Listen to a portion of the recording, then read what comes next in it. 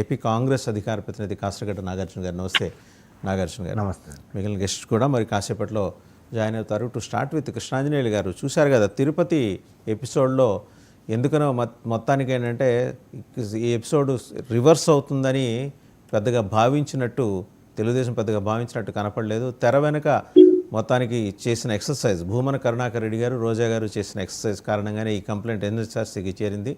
ఇలాంటి నోటీసులే కదా, పెద్దగా వీటిని పట్టించుకోవాల్సిన అవసరం లేదు, బోళ్ళన్ని వస్తూ ఉంటాయని చెప్పి ఏదో ఫైల్లో పక్కన పడేసే అవకాశం లేకుండా ఎన్హెచ్ఆర్సీ తాను తీవ్రంగానే స్పందించింది. నిజంగా ఆ రోజు జరిగిన వైలెన్స్ అంతా ప్రజాస్వామ్యయుతంగా జరిగిందని చెప్పేసి టీడీపీ చెప్పుకుంటూ వచ్చింది.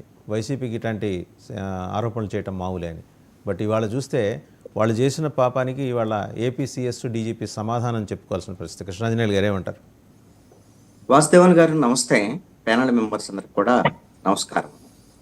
తిరుపతి మున్సిపల్ ఎన్నికలకు సంబంధించినటువంటి విషయంలో మన జరిగినటువంటి ఘర్షణలు రెండు పార్టీల మధ్య, అధికార ప్రతిపక్ష పార్టీల మధ్య మనం చూసాం. అయితే ఈ విషయంలో అధికార పక్షం ఏంటి అని అంటే, వైసీపీ అధికారంలో ఉన్నప్పుడు వాళ్ళు ఇష్టారాజ్యంగా వ్యవహరించారు కాబట్టి, మనకు అధికారం ఉంది కాబట్టి మనం కూడా ఇష్టారాజ్యంగా వ్యవహరించాలనేటువంటి ధోరణిలో వ్యవహరించినటువంటి పరిస్థితి అయితే కనపడింది. రాష్ట్ర వ్యాప్తంగా కూడా అన్ని చోట్ల ఈ వైస్ చైర్మన్లు వీటికి సంబంధించినటువంటి ఎన్నికకి సంబంధించినటువంటి విషయంలో ఇదే ధోరణిని ప్రదర్శించారు. అయితే ఇప్పుడు నేషనల్ హ్యూమన్ రైట్స్ కమిషను నోటీసులు ఇవ్వటం ఇవన్నీ కూడా తాత్కాలికంగా కొంత చర్చకి పనికొచ్చేటువంటి అంశాలే. అధికార పక్షం ఏ విధంగా అప్రజాస్వామికంగా వ్యవహరించింది అనేటువంటి విషయం మరొకసారి చర్చకు వచ్చేదానికి అవకాశం ఉండొచ్చు. ఇప్పుడు ఎన్హెచ్ఆర్సీ నోటీసులు ఇచ్చినంత మాత్రాన ఇప్పుడు సిఎస్ అదేవిధంగా పోలీసులు వీళ్ళు ఈ నోటీసుకు సమాధానం ఇస్తారు, వాళ్ళు బాధ్యత వహించాల్సిందే, కాదనటం లేదు. కానీ ప్రభుత్వం వైపు నుంచి అయితే ఇది పెద్దగా అంత పెద్ద రాజకీయంగా ఒక చర్చకైతే వస్తుంది, కానీ ఎన్హెచ్ఆర్సీ అంత పెద్ద సీరియస్గా ఏదో చర్యలు తీసుకుంటుంది అది ఇది అని అనుకునేటువంటి పరిస్థితులు ఉండకపోవచ్చు అని నేను అనుకుంటున్నాను. ఎలాగూ కేంద్రంలో ఎన్డీఏనే అధికారంలో ఉంది, ఇక్కడ ఎన్డీఏ అధికారంలో ఉంది కాబట్టి వాళ్ళ ఇన్ఫ్లుయెన్స్ కూడా ఎంత కొంత ఎన్హెచ్ఆర్సీ మీద పనిచేస్తుంది, కూడా ఖచ్చితంగా పనిచేస్తుంది. ఇవన్నీ ఇట్లా విషయాలు ఎంత కొంత పోరాటంలో భాగంగా వైఎస్ఆర్ కాంగ్రెస్ పార్టీ చేసినటువంటి ప్రయత్నం ఇది. వీళ్ళు అధికార పక్షం ఎట్లా ప్రజాస్వామికంగా వ్యవహరిస్తుంది అనేటువంటి దాని మీద ప్రజల ముందు చర్చకు పెట్టడానికి ఉపయోగపడేటువంటి అంశాలే. ఇది ఒక వాస్తవంగా అయితే ఎన్హెచ్ఆర్సీ కూడా ఇంత సీరియస్గా తీసుకొని ఉండేది కాదేమో.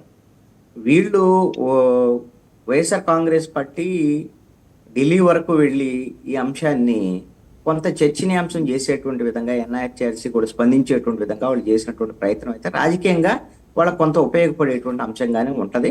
అధికార పక్షానికి కొంత ఇబ్బందికరమైనటువంటి పరిస్థితి. అంటే తెలుగుదేశం కృష్ణాంజనేయులు గారు, తెలుగుదేశం పెద్దగా ఊహించలా వైఎస్ఆర్సీపీ వాళ్ళు పడుకొని ఉంటారులే, ఇట్లాంటి వాళ్ళు పెద్దగా రెస్పాండ్ అవ్వటం వాళ్ళకి తెలియదు, మామూలుగా వాళ్ళు ఇంకా రాతియుగంలోనే ఉన్నారు, మనమంతా రిఫైన్డ్ ఏజ్లో ఉన్నాం కదా, మనకేం అంటే మీరు అన్నది కరెక్ట్. ఎన్హెచ్ఆర్సీ నోటీస్ ఇవ్వగానే భయంతో వణికిపోయి చెమటలు పట్టే పరిస్థితి ఏం లేదు. కానీ ఏంటంటే ఇలాంటివి జరుగుతున్నాయి ఆంధ్రప్రదేశ్లోని బయట ప్రపంచానికి తెలియజెప్పడం కోసం వైఎస్ఆర్సీపీ ప్రయత్నం చేసింది. భూమనని, రోజాని టైమ్ అండ్ అగైన్ టార్గెట్ చేస్తూ రావడంతో వాళ్లే దీని వెనకాలండి మొత్తం కథంతా నడిపించారనేది ఒక వాదనండి. ఇప్పుడు వాళ్ళు వైఎస్ఆర్ కాంగ్రెస్ పార్టీ నాయకులే కదా, ఇప్పుడు రోజా కానివ్వండి, ఇప్పుడు వీళ్ళిద్దరు కూడా యాక్టివ్గా లేరు అని అనుకుంటున్నారు. కానీ చిత్తూరు జిల్లాకు సంబంధించినటువంటి ఏ ప్రోగ్రాం జరిగినా ఏం జరిగినా సరే వీళ్ళిద్దరు యాక్టివ్గానే ఉంటున్నారు. రెండో అంశం ఏంటంటే, భూమన కరుణాకర్ రెడ్డి వైఎస్ఆర్ కాంగ్రెస్ పార్టీలో రానున్న కాలంలో ఇప్పుడున్నటువంటి పాత్ర కన్నా కూడా ఇంకా కీ రోల్ ప్లే చేసేటువంటి పరిస్థితులు ఉన్నాయండి. భూమన కరుణాకర్ రెడ్డి బహుశా ఆయన కేంద్ర కార్యాలయం పరిధిలోకి కూడా వచ్చి ఇక్కడ నుంచే కొంత యాక్టివిటీ చేసేటువంటి ప్రణాళికలు కూడా ఏదో జగన్మోహన్ రెడ్డి రూపొందిస్తున్నారు అనేటువంటిది కూడా ఒక చర్చ కూడా ఉంది. అందుకని భూమన కరుణాకర్ రెడ్డి కొంత రాజకీయంగా కొంత వ్యూహాత్మకంగానే వ్యవహరిస్తారు. ఇది ఒక రకంగా వైఎస్ఆర్ కాంగ్రెస్ పార్టీ ప్రతిపక్షంలో ఉండి కూడా అధికార పక్షాన్ని కొంత ముప్పు తిప్పలు పెట్టేటువంటి విధంగా ఎన్హెచ్ఆర్సీ వరకు వెళ్ళటం అనేటువంటిది స్ట్రాటజికల్గా వైసీపీది ఇది తాత్కాలికమైనటువంటి విజయంగానే భావించవచ్చు. వీళ్ళు తెలుగుదేశం ఏంటి అని అంటే 5 ఏళ్ల పాటు వైసీపీ కూడా ఇలా వ్యవహరించినప్పటికీ కూడా ఈ తెలుగుదేశం ఇలాంటి పోరాటాల్లో కొంత వెనకబడ్డటువంటి పరిస్థితి ఉంది. వైసీపీ కూడా అలానే ఉంటుందిలే, ఏముంది ఇక వాళ్ళు కామ్గా ఉంటారనేటువంటి ధోరణిలో వీళ్ళు అనుకున్నారు అధికార పక్షం. కానీ వైసీపీ అయితే వీళ్ళు అనుకున్నంత భయంతోనూ, లేకపోతే ఆ, ఏదో ఇక మనం ఓడిపోయాం కదా అని ఇంట్లో కూర్చునేటువంటి పరిస్థితులు ఇలాంటివి ఏం కనపడటం లేదు. ఎందుకంటే జగన్మోహన్ రెడ్డి కూడా ఆ, మొదటి రోజు నుంచి ఆయన బయటికి రావటము, ఈ అరెస్టులు కానీ మిగతా విషయాల మీద కానివ్వండి, ఆయన మాట్లాడుతున్నటువంటి తీరు కూడా ఇది ఎంతో కొంత వైఎస్ఆర్ కాంగ్రెస్ పార్టీ క్యాడర్కి కొంత ఉత్సాహాన్ని ఇచ్చేటువంటి అంశంగానే ఉంది. ఈ విధమైనటువంటి పోరాటాన్ని బహుశా అధికార పక్షం ఎక్స్పెక్ట్ చేసి ఉండదు. ఏం చెప్తున్నారు వైసీపీ వాళ్ళు, ఇంకేముండదు, వైసీపీ 11 మంది గెలిచారు, వీళ్ళతో వీళ్ళు కూడా ఉంటారో లేదో తెలియదు, అసలు ఈ పార్టీ ఉంటుందా లేదో తెలియదు, ఈ పార్టీ మొత్తం ఇక చాప్ చుట్టేసినట్టు చుట్టేయటమే వీళ్ళ పని అన్నట్టుగా తెలుగుదేశం మాట్లాడుతోంది.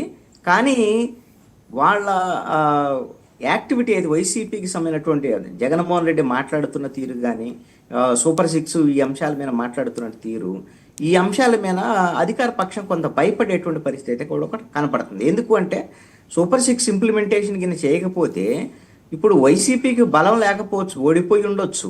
కానీ ఈ ప్రభుత్వం కింద ఫెయిల్ అయితే సూపర్ సిక్స్ విషయంలో ప్రజలు ఆటోమేటిక్గా అసంతృప్తి వస్తుంది, వ్యతిరేకత వచ్చేదానికి అవకాశం ఉండదు. ఆటోమేటిక్గా అది మీరు బలవాళ్ళండి వైఎస్ఆర్ కాంగ్రెస్ ఫెయిల్ పార్టీకి అవుతుందని అంటున్నారు. ఓ ఉపయోగపడేది. పక్క చంద్రబాబు గారిని చూసి డొనాల్డ్ ట్రంప్ కూడా $5,000 ఇవ్వాలని ఒక నిర్ణయానికి వచ్చారు.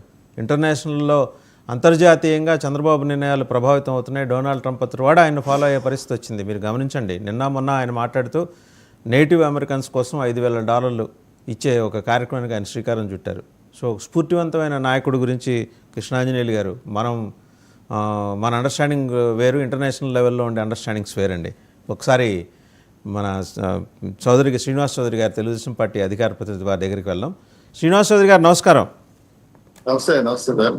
తిరుపతిలో జరిగిన విధ్వంసకాండ అంటే వైసీపీ వాళ్ళు వాళ్ళ బస్సుల మీద వాళ్లే రాళ్ళు వేసుకొని, వాళ్ళ చొక్కాలు వాళ్లే చించేసుకొని, తర్వాత మీ మీద పడి చేసిన గొడవంతా కూడా అది నిజం కాదు,